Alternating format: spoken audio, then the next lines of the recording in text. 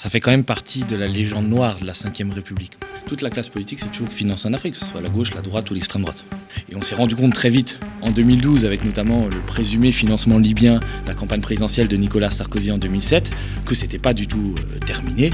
Et on le voit avec l'enquête que j'ai faite sur le financement de la campagne présidentielle de 2017 de Marine Le Pen. C'est de l'argent sale qui a été prêté au Front National, et d'ailleurs qui a été remboursé par le contribuable, puisque c'est grâce au remboursement des dépenses de campagne par l'État, donc par le contribuable, que le Front National a pu rembourser le prêt de Laurent Fouché. Et c'est quand même assez étonnant que ça n'ait pas plus intéressé que ça. La justice, je sais qu'elle enquête dessus, mais c'est vrai qu'on est plus de 5 ans après le prêt. C'est vrai qu'on a affaire à une autre affaire de financement de campagne présidentielle, en tout cas qui est assez surprenante.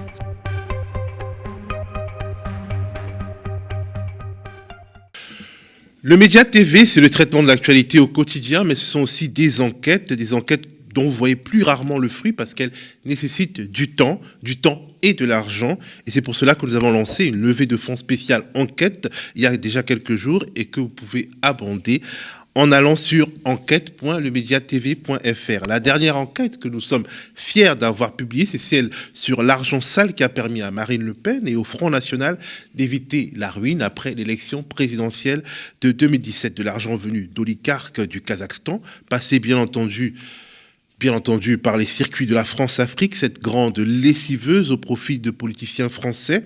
Et aussi, cet argent est passé par des paradis fiscaux avant d'être remboursé au Front National par le contribuable français. Mais avant d'entrer dans le vif du sujet, regardons un petit magnéto qui nous permet de regarder dans le rétroviseur. Il signe et il en rajoute. Robert Bourgi assume et donne des détails. Entre 20 et 22 millions de dollars en petites coupures transportées pour le compte de Jacques Chirac et de Dominique de Villepin, sans compter les œuvres d'art. Un énorme scandale, il le sait, mais il se défend de vouloir faire sauter la République. Non, pas du tout. La République est solide. La République est solide. Non. Je n'ai pas cette ambition.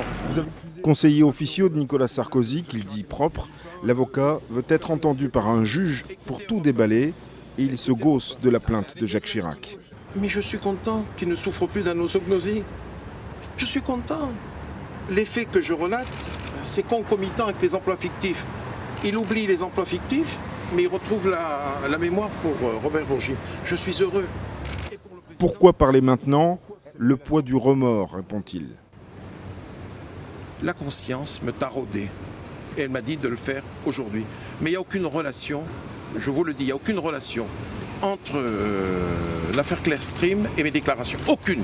Et je n'ai été mandaté par personne. C'est moi qui l'ai décidé. Jacques Chirac et Dominique de Villepin n'étaient pas les seuls à recevoir des valises de billets. Cette France-Afrique, dit-il, concerne aussi Pompidou, Giscard d'Estaing et Mitterrand. Alors, bonjour Thomas. Salut Théophile. En forme ? En forme. Quand il faut sortir les gros dossiers, toujours en forme. Alors on s'attaque à un sujet tabou aujourd'hui, ces fameuses mallettes, en tout cas ces flux d'argent qui circulent entre l'Afrique et la France et qui financent la vie politique hexagonale. Alors c'est une vieille histoire ou alors c'est toujours d'actualité ? Alors ça fait quand même partie de la légende noire de la Ve République. C'est quelque chose dont on parle depuis des décennies et des décennies. Ces dirigeants africains qui sont mis en place par Paris, puisque... ils font partie de l'ancien précaré français, des anciennes colonies françaises. Et les colonies ne cessent pas d'être des colonies lorsqu'elles deviennent indépendantes. Et ces pays africains sont restés dans l'orbite de la France, de Paris. Et certains dirigeants africains ont été accusés au fil des décennies, au fil des présidents français, de financer les campagnes présidentielles et de financer la vie politique française. On se souvient par exemple que le président gabonais Omar Bongo, patron de la France-Afrique, descendait à l'hôtel Meurice à Paris avec des sacs Adidas remplis de billets de banque et il y avait toute la classe politique française, gauche, droite, extrême droite réunie, qui faisait la queue dans le vestibule pour attendre son devoir Omar Bongo et de recevoir son enveloppe. Il y a même eu des morts, des cadavres. On se souvient que Robert Boulin, qui était ministre du Travail de Valéry Giscard d'Estaing, a été sans doute assassiné en 1979, alors qu'il était en exercice dans la forêt de Rambouillet. Au départ, on a dit que c'était un suicide, mais 40 ans plus tard, on se rend compte que c'est sans doute un assassinat commandité parce qu'il voulait révéler des dossiers un peu sombres, des dossiers noirs de la France-Afrique. Et d'ailleurs, la justice continue à refuser d'auditionner certains témoins, quand on sait que ces témoins sont très âgés, puisque les faits se sont produits en 1979. Donc là, on a vu une petite vidéo de ce personnage assez baroque, qui est un des piliers de la France-Afrique, l'avocat Robert Bourgi, conseiller de Nicolas Sarkozy, qui en 2011, tout d'un coup, s'est mis à accuser Jacques Chirac et Dominique de Villepin. Il a dit, moi, j'ai convoyé pendant des années et des années des dizaines de millions d'euros donnés par les dictateurs africains jusqu'à Jacques Chirac et Dominique de Villepin. Alors, mais pas Nicolas Sarkozy. Pas Nicolas Sarkozy, bien sûr. Et il a dit, tout ça est terminé, la France-Afrique c'est terminé, les mallettes c'est terminé. Et on s'est rendu compte très vite, en 2012, avec notamment le présumé financement libyen, la campagne présidentielle de Nicolas Sarkozy en 2007, que c'était pas du tout terminé. Et on le voit avec l'enquête que j'ai faite sur le financement de la campagne présidentielle de 2017 de Marine Le Pen. Justement, parce que 2017, c'est tout proche. Et en fait, Marine Le Pen, l'histoire, c'est que elle est sauvée en 2017 par un homme d'affaires très lié à la France-Afrique, Laurent Fouché. Alors, ça a été une enquête assez compliquée, assez longue. J'ai commencé à enquêter quand j'étais en République centrafricaine, quand je me suis rendu en reportage. On avait fait un reportage pour le Média TV en juin 2021. Avec Philippe Ortona. Et j'ai continué cette enquête pendant plusieurs mois. C'était une enquête quand même assez difficile, puisqu'il y a eu des pressions, des menaces, des communiqués assez menaçants de banques russes, une intrusion aux médias dont on n'a toujours pas expliqué l'origine, une intrusion aussi à mon domicile. Mais bon, ça fait partie des risques du métier. Tu sais ce qu'on dit en Côte d'Ivoire, Capri mort n'a pas peur du couteau. Donc on sait qu'on participe à l'intérêt commun en révélant ce genre d'affaires. Et c'est vrai que en 2017, Marine Le Pen, le parti de Marine Le Pen est au bord de la faillite, puisqu'il faut qu'il trouve de toute urgence 5 à 6 millions d'euros pour équilibrer les comptes de campagne à la présidentielle 2017. Parlons un peu de cette histoire d'équilibrer les comptes de campagne. En gros, pour être remboursé, il faut que dans la colonne entrée et dans la colonne sortie, il y ait la même chose, c'est ça ? Ça soit à l'équilibre, parce que sinon les comptes ne vont pas être validés par la commission des comptes de campagne, et donc le Front National ne sera pas remboursé par l'État. Donc il avait dépensé plus que... Il avait dépensé beaucoup plus, il y avait des factures qui n'étaient pas payées, donc... le Front National était criblé de dettes en plus, donc ils avaient besoin d'argent frais. Et les banques ne voulaient pas prêter, parce qu'ils rechignent traditionnellement à prêter au Front National, et surtout le Front National était présumé mauvais payeur et était déjà criblé de dettes. Donc tout l'entourage de Marine Le Pen s'est mis en quête d'un Deus Ex Machina, et finalement on trouve cet homme d'affaires-là, Laurent Fouché. Alors c'est super pour le Front National, puisqu'ils n'ont plus besoin d'emprunter à une banque russe comme ça avait été le cas quelques années plus tôt. On emprunte à un homme d'affaires français qui a réussi en Afrique, qui a des belles affaires en Afrique, qui a, dixit le FN, fait fortune dans les panneaux solaires.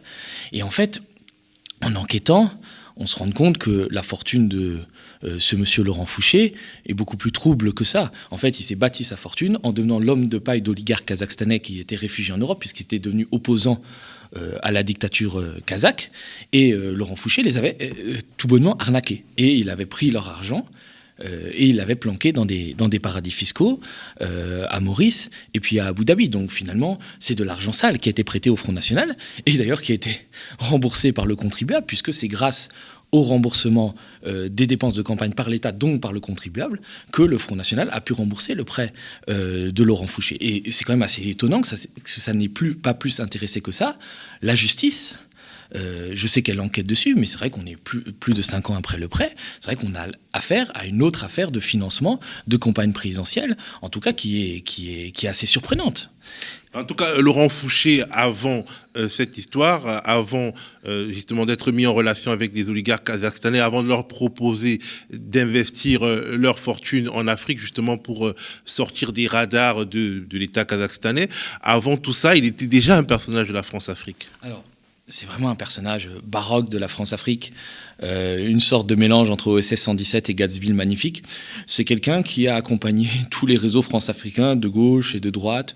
D'abord était l'ami de Pierre Falcon, qui était un trafiquant d'armes avec l'Angola, puis de Jean-Christophe Mitterrand, le fils de François Mitterrand, qui, pendant la présidence de son père, avait la haute main sur la cellule africaine de l'Élysée. On l'appelait d'ailleurs Papa Madi. Fouché a géré une petite pêcherie en Mauritanie, qui avait été accusé de blanchir de l'argent d'un trafic d'armes avec l'Angola, dans lequel Jean-Christophe Mitterrand était mouillé. Puis, Jean-Christophe Mitterrand, ayant beaucoup de problèmes, beaucoup de dettes, ayant été condamné par la justice, Fouché va prendre le large et va se rapprocher de Claude Guéant et de la Sarkozy. Donc Claude Guéant qui va devenir le tout-puissant ministre de l'Intérieur de Nicolas Sarkozy. Et d'ailleurs, il va emmener en 2013 Claude Guéant dans un voyage en République centrafricaine, alors que le pays est à feu et à sang. Il a sombré dans une guerre civile entre chrétiens et musulmans. Alors, c'est l'explication qu'on a donnée dans les grands médias. Mais on s'est rendu compte que c'est aussi le fruit de manipulations de puissances étrangères qui étaient attirées par les immenses richesses de la Centrafrique, puisqu'il y a il y a le diamant, les fameux diamants de Bokassa, l'or, l'uranium, enfin vraiment tous les indices miniers qu'on puisse imaginer. Et c'est vrai que c'est un personnage qui n'a cessé de grenouiller dans ce milieu interlope de la France-Afrique, avec les services de renseignement, qui a fini par être arrêté en 2018 au Burundi sur des accusations d'escroquerie. Alors RFI avait fait un article en volant quasiment à son secours, alors que Laurent Fouché a effectivement le profil d'un homme pas tout à fait honnête. Et c'est vraiment le symbole de cette France-Afrique finissante. Ça veut dire que les rouages de cette France-Afrique, ce ne sont plus les grands capitaines d'industrie. D'ailleurs, Bolloré est en train de vendre ses parts dans les ports africains. Ce sont vraiment ces personnages-là, ces hommes de paille sans envergure, ces mythomanes un peu ratés, qui sont devenus les rouages, les piliers de la France-Afrique. Et donc, qui peuvent quand même être dangereux, parce que ce que tu nous racontes, c'est que Laurent Fouché a été cité dans le soutien à la Séléka qui était une sorte de rébellion téléguidée par le Tchad, qui était lui-même plus ou moins téléguidé par la France, une rébellion qui finalement évoquait des choses assez spéciales, comme instaurer la charia. Et en fait, il a été accusé en tout cas d'avoir part liée avec la Séléka. Alors, Laurent Fouché, il est devenu, en Centrafrique, il a été nommé par un président qui s'appelait François Bozizé, ambassadeur itinérant de la République centrafricaine. Mais il s'est inventé une vie et il s'est prétendu ambassadeur de la Centrafrique en Suisse et auprès des Nations Unies à Genève. Et il a raconté ça dans différents médias. Et nous, on a voulu vérifier cette information. On s'est rendu compte que Laurent Fouché n'avait jamais été accrédité auprès des autorités suisses et qu'il y avait un ambassadeur de Centrafrique en Suisse et auprès des Nations Unies à Genève qui était là depuis 2009 et qui était très fâché d'avoir en permanence une autre personne qui usurpait son titre. Et bien évidemment, le fait d'avoir des passeports diplomatiques de pays comme la République centrafricaine permet à Laurent Fouché d'échapper à des procédures judiciaires. Mais effectivement, sur la question de la Centrafrique, c'est vrai que c'est un pays un peu oublié, c'est un peu le cœur des ténèbres, mais c'est le Jurassic Park de la France-Afrique. C'est-à-dire qu'on a eu quelques affaires louches, et notamment l'explication de ce qui s'est passé pendant la guerre civile, cette terrible guerre civile qu'on a présentée en France comme, de manière très condescendante, comme un massacre entre chrétiens et musulmans, en fait, entre Africains qui ne s'entendraient pas entre eux. C'est beaucoup plus profond que ça, et c'est lié intimement à la France-Afrique. C'est lié notamment à une affaire qui s'appelle l'affaire Uramine. De l'entreprise publique française Areva. On est fin des 2007-2008. Areva achète très très cher 1,8 milliard de dollars, 3 mines, une mine en Namibie, une mine en Afrique du Sud et une mine en Centrafrique. 3 mines d'uranium.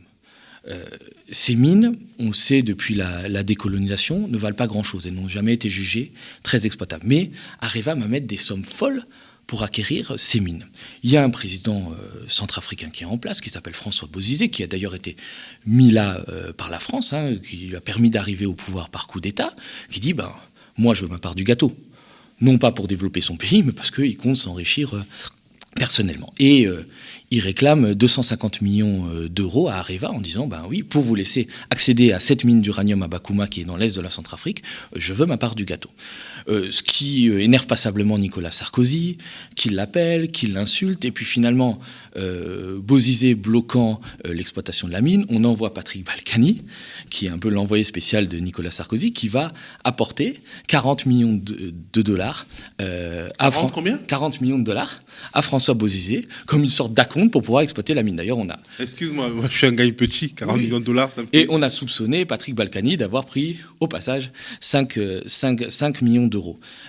Il n'en reste pas moins que jamais un gramme d'uranium ne va être exploité dans cette mine.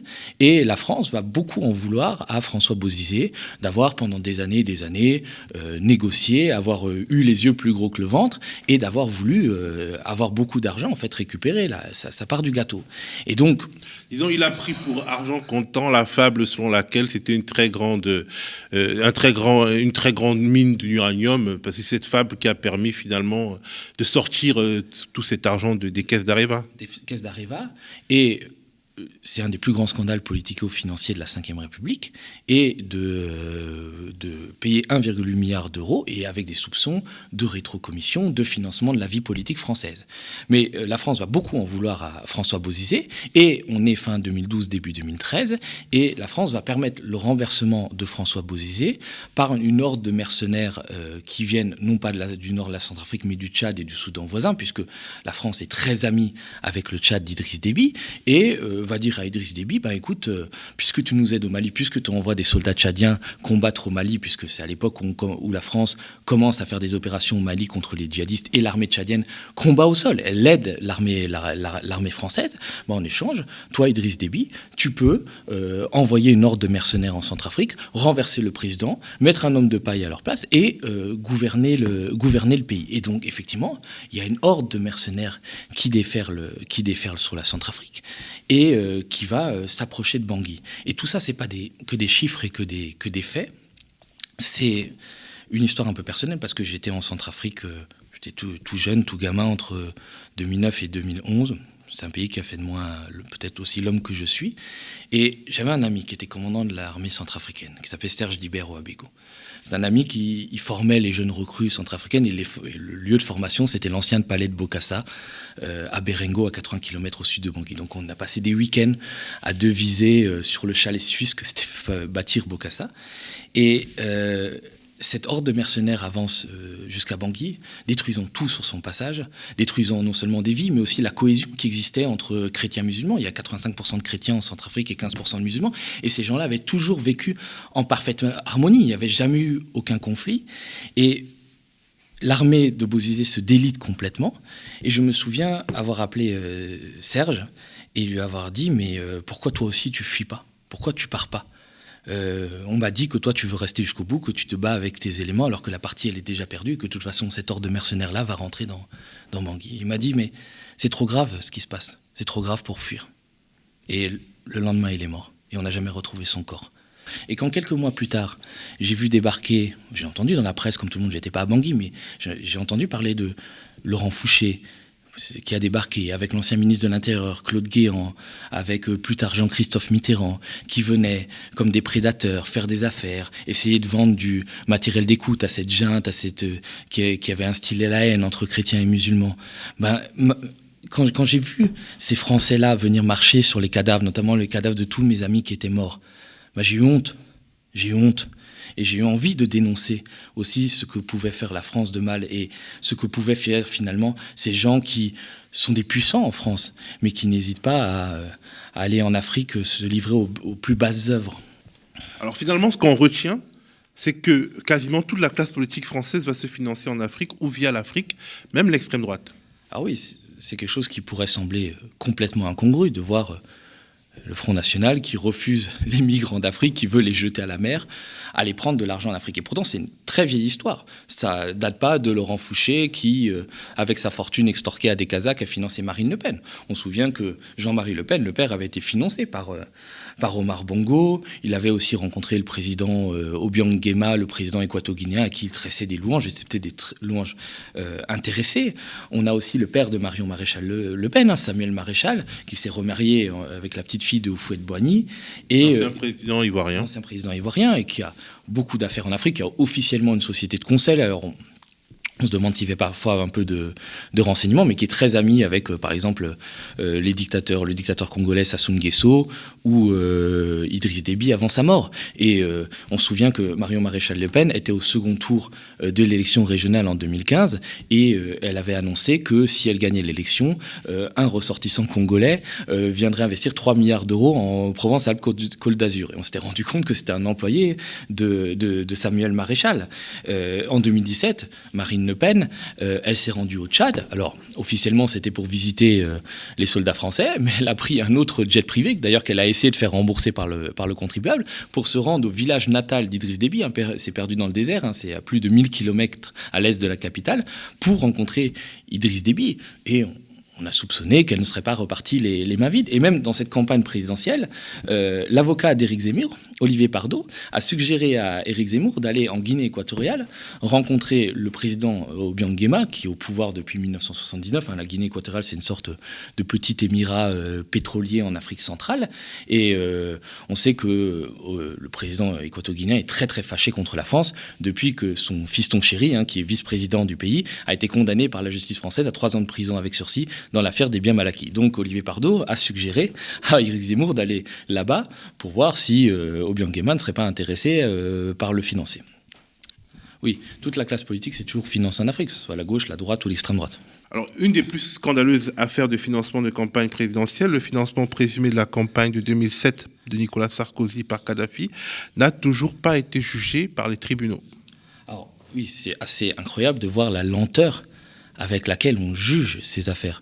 Quand même se souvenir que, on ne parle pas d'Afrique, mais la campagne présidentielle de Balladur a été financée par de l'argent sale, des commissions dans des affaires d'armement au Pakistan et en Arabie Saoudite, et on a rendu un jugement que l'année dernière, relaxant d'ailleurs Édouard Balladur et condamnant 6 de ses proches. Donc ça met du temps, et les peines sont souvent dérisoires par rapport à la gravité des accusations portées. C'est-à-dire on a quand même beaucoup plus de facilité à juger un gilet jaune en quelques jours et à le mettre plusieurs mois en prison alors qu'il a jeté une simple boîte de conserve sur un CRS. Donc il y a une sorte de disproportion, que vous soyez pauvre ou puissant, les jugements de la Cour vous rendront noir ou blanc. C'est vrai que même sur l'affaire libyenne, Nicolas Sarkozy, on est près de 15 ans après les faits.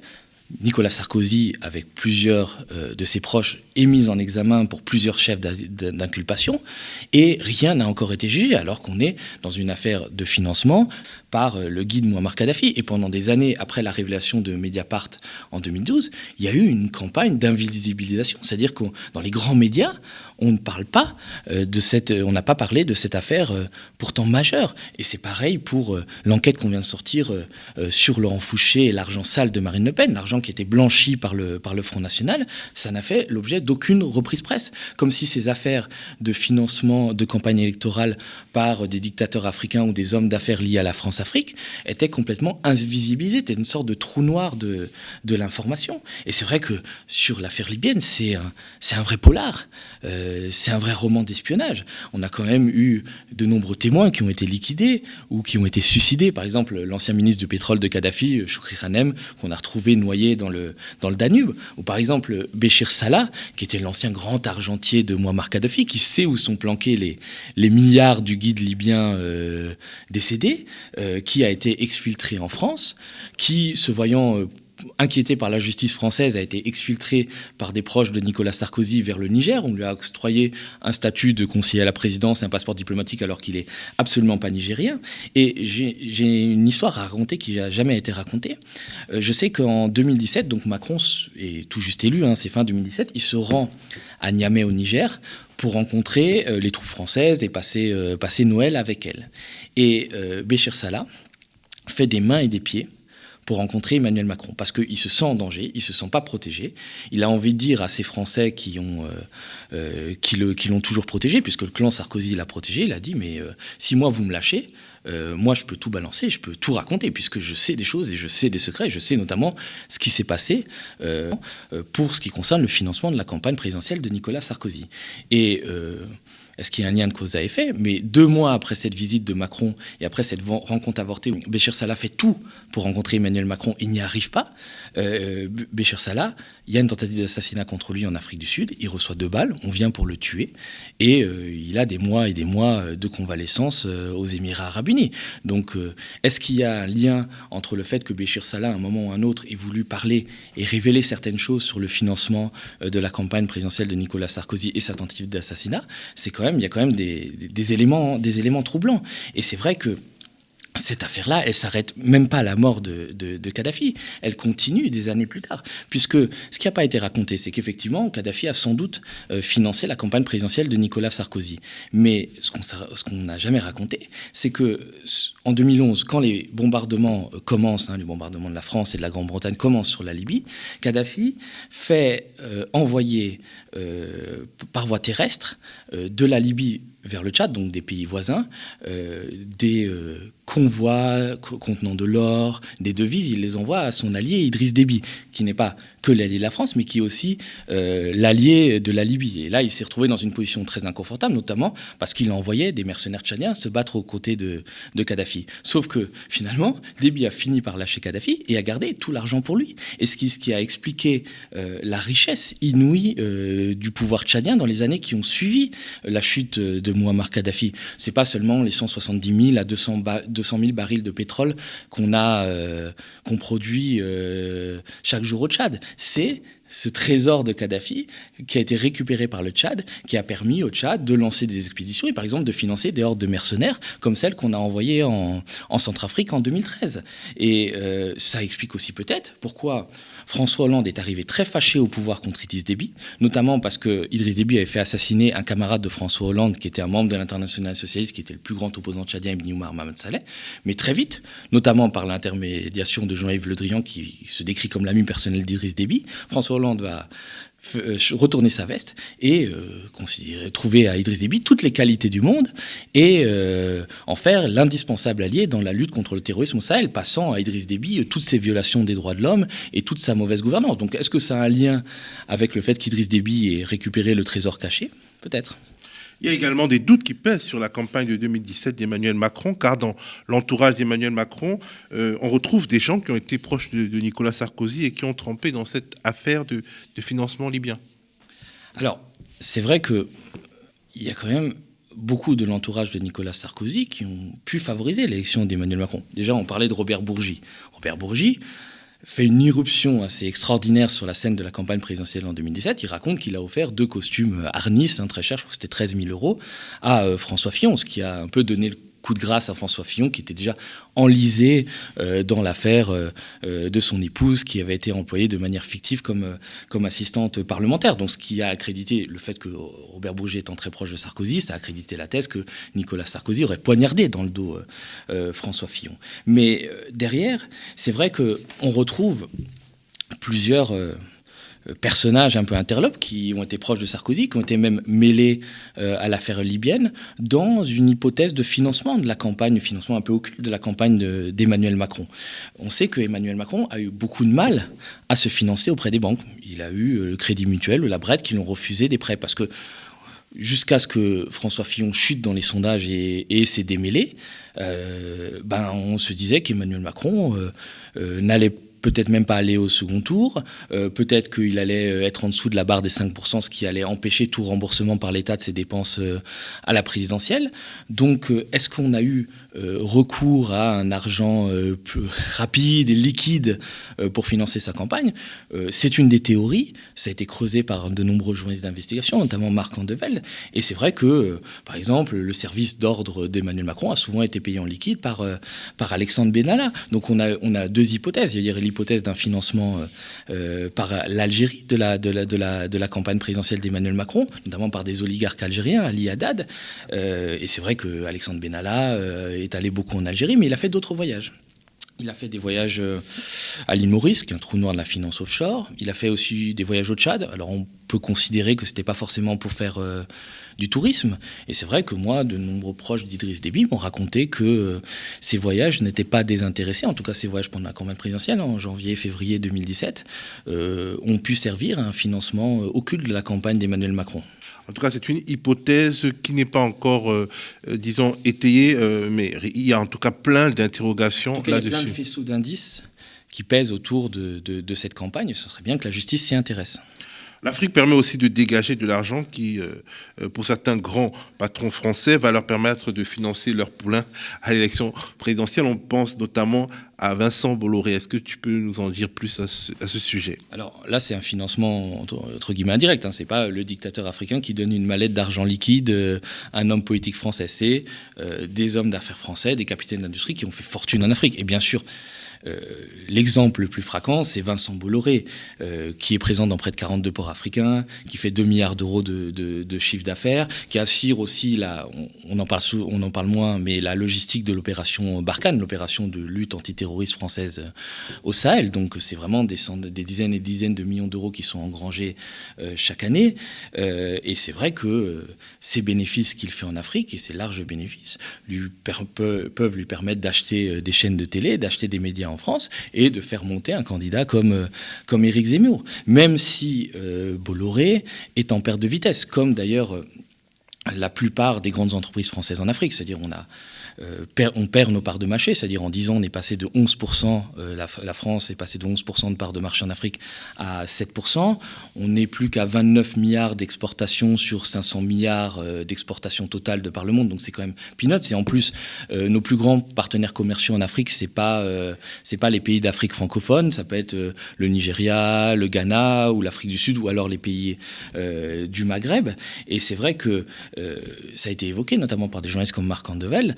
Bolloré a très mal vécu le fait de perdre le port de Douala, qui est un grand terminal à conteneurs au Cameroun, au profit de MSC. MSC qui est un armateur italo-suisse et dont les actionnaires ont des liens de famille avec Alexis Kohler, qui est le secrétaire général à l'Élysée. Donc Bolloré a vécu cette perte de la concession du port de Douala comme une trahison personnelle et comme une guerre que lui livreraient les réseaux Macron en Afrique. Et d'ailleurs, il n'a pas supporté d'être lui-même mis en examen pour la corruption. En fait, il a acquis des concessions au port de Conakry en Guinée et aussi au port de Lomé au Togo. Et pour ça, la justice l'accuse d'avoir versé des pots de vin au président en place. Et il n'a pas supporté d'être mis en examen, tandis que tant d'autres proches de Nicolas Sarkozy ou d'Emmanuel Macron passent à travers les mailles de la justice.